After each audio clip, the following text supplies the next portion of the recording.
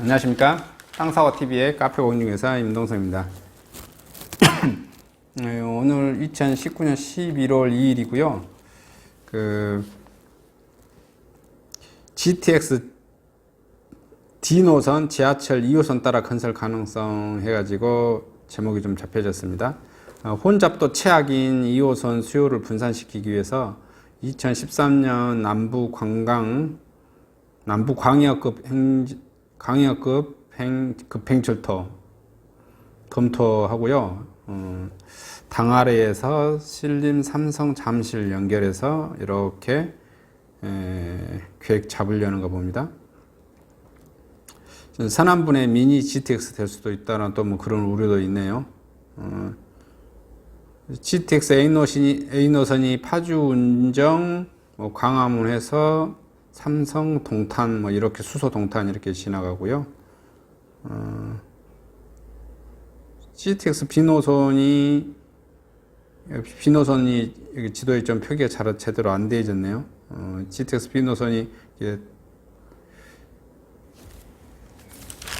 그다음에 GTX C노선은 좀 또 표기가 되는데 수원, 청량리, 삼성 이렇게 창동, 양주, 덕정 이렇게 진행하고, GTX D노선이 지금 그제 발표된 내용이 김포 이렇게 통과돼서 그 강남을 뚫고 하남으로 이렇게 연결시키려는, 그래서 GTX D노선이 2호선을 좀 이렇게 지하철 2호선 혼잡도를 좀 줄여주기 위해 그런 목적인 것 같아요. 정부가 추진하기로 한 수도권 광역 급행철도 GTX D노선이 경기 김포와 인천 등 수도권 서부에 출발해서 서울 지하철 2호선 강남권 구간을 따라 건설될 것으로 전망이 되고 힘이 실리고 있습니다. 혼잡도가 높은 서울 지하철 2호선 수요를 분산하면서 경기가 서부권의 광역 교통 여건이 함께 개선할 수 있다, 이렇게 보는 것 같습니다. 김포가 인구가 기하급수적으로 지금 증가하고 있죠. 그거 맞춰서 좀 달리려고 그렇게 발표하지 않았나, 이렇게 좀 생각이 드네요. 김포 검단. 국토교통부 대도시광역교통위원회는 지난달 31일 광역교통 2030 발표에서 GTX D노선의 구체적인 위치와 사업비를 공개하지 않았는데요. 국토부 광역교통망에서 열악한 서부권에 새로운 GTX를 짓겠다며 서울 서쪽 신도시와 업무지구를 연결하는 쪽이라고만 했고요. 대다수 교통 전문가는 GTX D노선이 서울 2호선 강남권 구간 주변을 관통할 것으로 보고 있어요. 혼잡도가 높은 서울 2호선의 수요를 분산하는데 가장 큰 공감대가 있기 때문입니다. 현재 추진 중인 GTX ABC 노선이 수도권 동서를 오가지 않는다는 점도 이 전망에 힘을 싣고 있습니다. 최기주 대강희 위원장은 이날 발표에서 GTX 신설 노선의 시작은 서부권부터 준비하고 있어 서울에서 2호선 용량 문제가 있기 때문에 이를 해결하기 위한 방향으로 검토하고 있고요. GTX D노선은 서울시가 구상했던 남부 광역 급행철도 노선과 비슷합니다. 이는 부천 당 아래에서 출발해 가산 디지털 단지, 신림역, 사당역, 교대역, 삼성역, 잠실역을 잇는 철도입니다. 총 연장은 30.3km. 서울시가 2014년 서울 도시철도망을 구축 계획하고 있는데 경제적 타당성이 B씨가 1.10으로 기준치를 넘겼습니다. 기준치는 좋게 나왔네요. GTX D노선에 대해서 1 넘어섰으면. 보통 1 이상이면 경제적 타당성이 있다고 본 거고, 1 이하면 경제적 타당성이 없다고 많이 좀 고민들 하죠. 그래서 GTX 이런 PC 값이 0.9 이 정도만 되면 어떻게 밀어붙이려고 하죠. 공익성, 공공성 이런 거 따져서. 근데 이런 PC 값이 0.7 이렇게 되면, 0.6 이렇게 되면 진행이 안 되고 그런 것 같아요. 서울시 지하철 2호선은 하루에 150만 명 이상을 수송하는 대표적인 혼잡 구간이며 교통체증을 줄이기 위해 이 노선을 연구했다고 말씀드리네요. 다만 국가철도망 구축 계획에 담기지 않으나 추진은 중단됐습니다. 유정훈 아주대 교통시스템학과 교수는 교통 수요가 많은 서울 2호선 주변에 새로운 광역급행철도가 건설해야 한다는 공감대가 학계에서는 오랫동안 있었습니다. 경기 서부에서 강남 등 업무지구로 가는 교통망이 열악하다고 말했고요.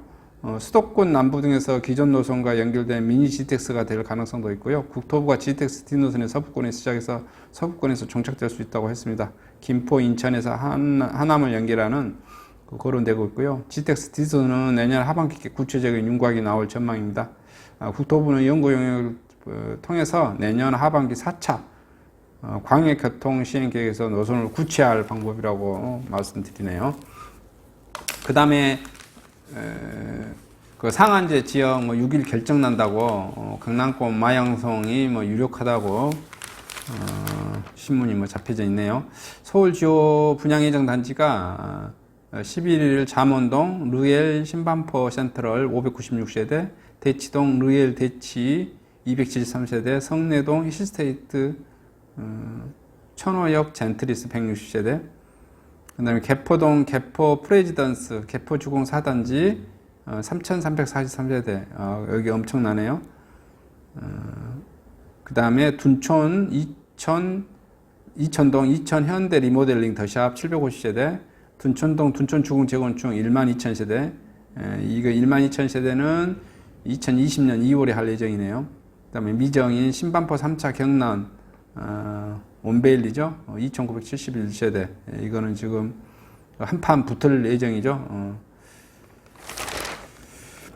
주거정책심의위원회 국토부 동별 지정 정밀 타격하고 반포, 개포, 삼남 3구역 등이 거론되고 있고요. 상한제 아닌 곳에 허그가 통제, 재개발, 재건축, 이추구 불가피할 것 같고요. 조정대상 측에서 해지도 논의 검토 중입니다. 고양, 남양주, 부산 세구에도 건의 예정 중에 있고요. 지금 보시면 이게 한국경제신문이었는데 이번에 매일경제신문 한번 보겠습니다. 6일 상한제 적용 발표 매일경제신문에도 나왔네요. 반포, 개포, 흑석, 한남 등 거론되고 있고요. 동별 핀셋 지정 가능성 높아 부산 조정 대상 해제될지가 관심이고, 서울 아파트 가격은 계속해서 상승한다는 그래프도 옆에 나와져 있네요. 국토교통부는 6일 오전 10시에 주거정책심의위원회 주정심을 열어 민간택지 분양가 상한제 적용 지역을 결정하고 같은 날 오전 11시 30분에 발표한다고 지금 예정되어 있습니다.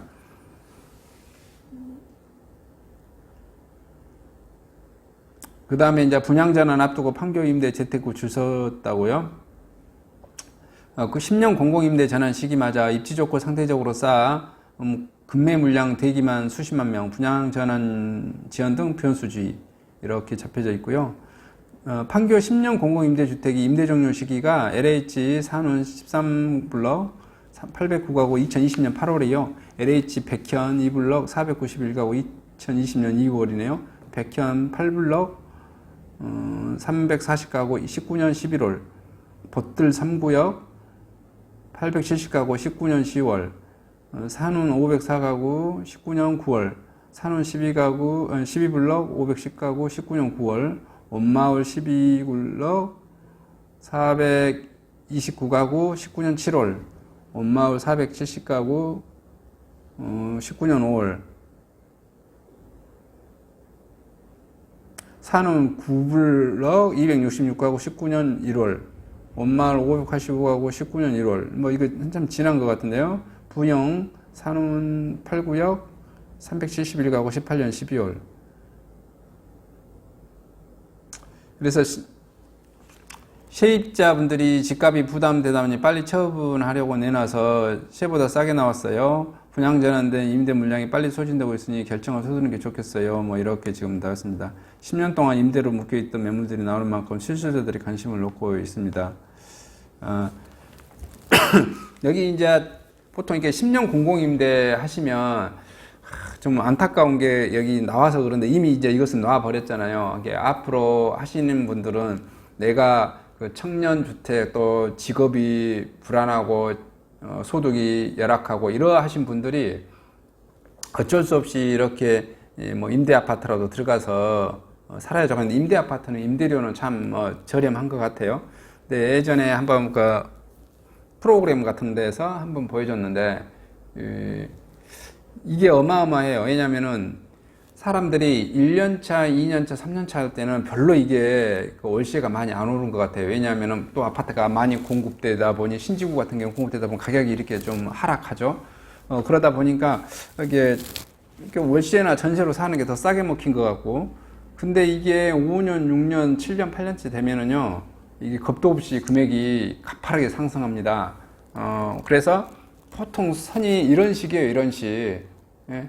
처음에 이거 올라갈 때는 조금 올라간 것 같은데, 8년차, 9년차, 10년차 되면은 여러분들의 급여도 올라가지만 그 급여가 올라가는 임차료를 따라잡을 수가 없어요. 그리고 당신이 올라간 그 급여를 가지고 그 임차료로 올라간 임차료를 주기 바쁘거든요.